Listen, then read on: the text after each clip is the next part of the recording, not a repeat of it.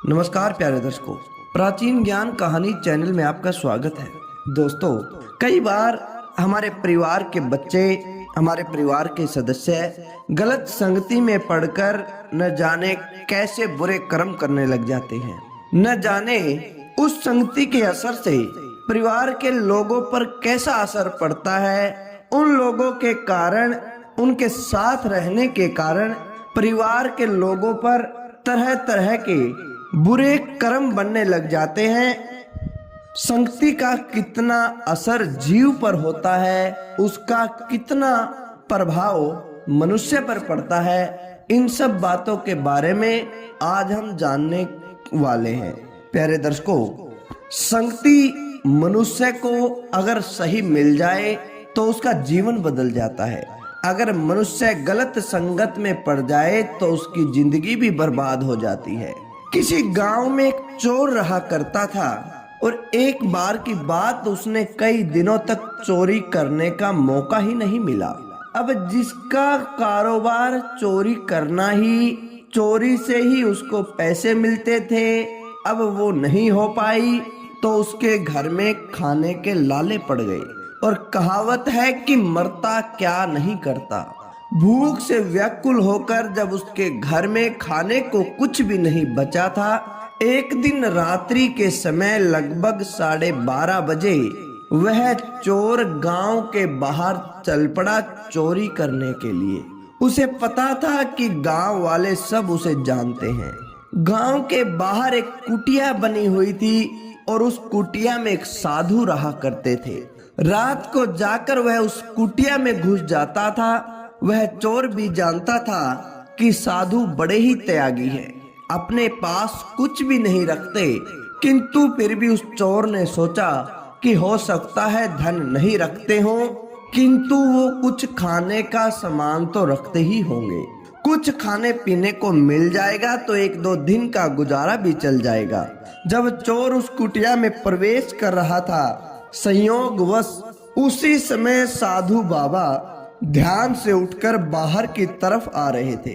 चोर से उसका सामना हो गया। साधु ने उसे देखकर पहचान लिया, क्योंकि कई बार साधु ने उसे अपनी कुटिया के आसपास देखा था, किंतु साधु को ये नहीं पता था कि वह चोर है।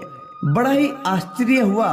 साधु सोचने लगे कि आधी रात को यह यहाँ पर क्यों आया है। अब संत तो दया की मूर्त होते हैं। साधु ने उससे बड़े प्रेम से कहा कि बेटा, आधी रात को तुमने कैसे कष्ट किया, कुछ काम है क्या?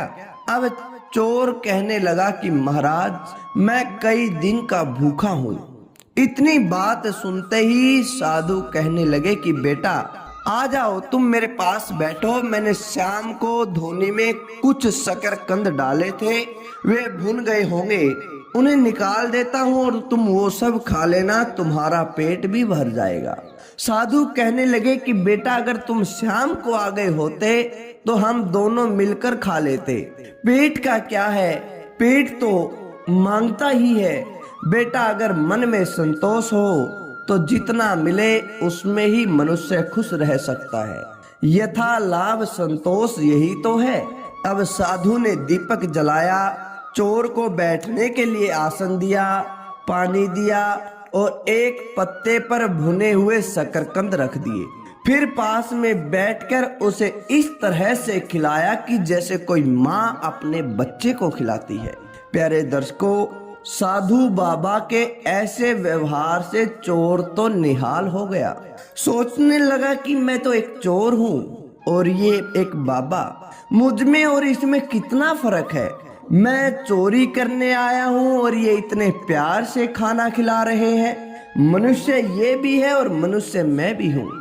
प्यारे दर्शकों, किसी ने सच कहा है कि आदमी आदमी में अंतर, कोई हीरा तो कोई कंकर। चोर सोचने लगा कि मैं तो इनके सामने कंकर से भी बदतर हूँ, क्योंकि मनुष्य में बुरी बला जो जहां से आती है, मनुष्य में बुराई जहां से आती है, वो उसकी वृत्तियों के कारण होती है, जो समय पाकर जाग जाती है। जिस प्रकार उचित खाद पानी पाकर बीज फल फूलता है, वैसे ही संत का संग पाकर मनुष्य की वृत्तियां भी खुश हो जाती है, मनुष्य की आत्मा लहराने लगती है। अब चोर के मन के सारी बुरी वृत्तियां धूल हो गई, हवा हो गई। उसे संत के दर्शन, उसका सानिध्य, उसकी अमृत वर्षा दृष्टि का लाभ मिला।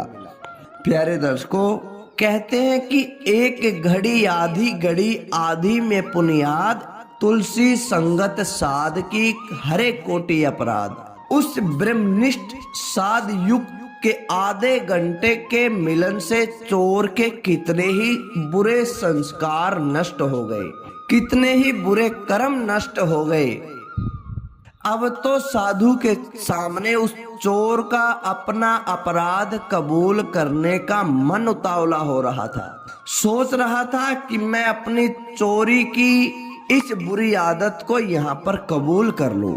फिर उसे लगा कि अगर साधु बाबा को पता चलेगा कि मैं चोरी की नीयत से आया था तो उसकी नजर में मेरी क्या इज्जत रहेगी। क्या सोचेंगे बाबा कि कैसा नीच प्राणी है जो मुझ संत के यहाँ चोरी करने आया है, एक फकीर की कुटिया में चोरी करने के लिए आया है। लेकिन फिर उस चोर ने सोचा कि साधु मन में जो चाहे समझे, मैं तो इनके सामने अपना अपराध स्वीकार करके अपना प्रायश्चित करूंगा। उसने मन में ठान ली। ये संत का प्रभाव था, ये संत की संगत का असर था कि उसके मन में अब बुराई नहीं टिक पा रही थी। इतने दयालु महापुरुष हैं, ये मेरा अपराध अवश्य माफ कर देंगे। संत के सामने सारे प्रायश्चित करने से सारे पाप जलकर राख हो जाते हैं। जब उस चोर ने भोजन कर लिया तब साधु कहने लगे कि बेटा, अब इतनी रात में तुम कहाँ जाओगे? मेरे पास एक चटाई है, इसे ले लो और आराम से यहाँ सो जाओ, सुबह चले जाना। अब संत की दया की मार से चोर दबा जा रहा था। साधु के पैरों में गिर पड़ा और फूट फूट कर रोने लग गया। गले से एक भी शब्द नहीं निकल रहा था। साधु कहने लगे कि बेटा क्या हुआ? साधु ने उसे बड़े प्रेम से उठाया, प्रेम से सिर पर हाथ फेरते हुए पूछा कि बेटा तुम रो क्यों रहे हो? किस बात ने तुम्हें रुला दिया? रोते रोते चोर का गला ही रुंध गया। बड़ी कठिनाई से अपने आप को संभाल कर कहने लगा कि महाराज, मैं एक अपराधी हूँ। मैंने न जाने कितनी चोरियां की है और उस चोरी के मकसद से ही आपकी कुटिया में आया था। इतनी बात सुनते ही साधु कहने लगे कि बेटा, भगवान तो सबके अपराध माफ करने वाले हैं। उनकी शरण में जाने से बड़े अपराध भी क्षमा हो जाते हैं।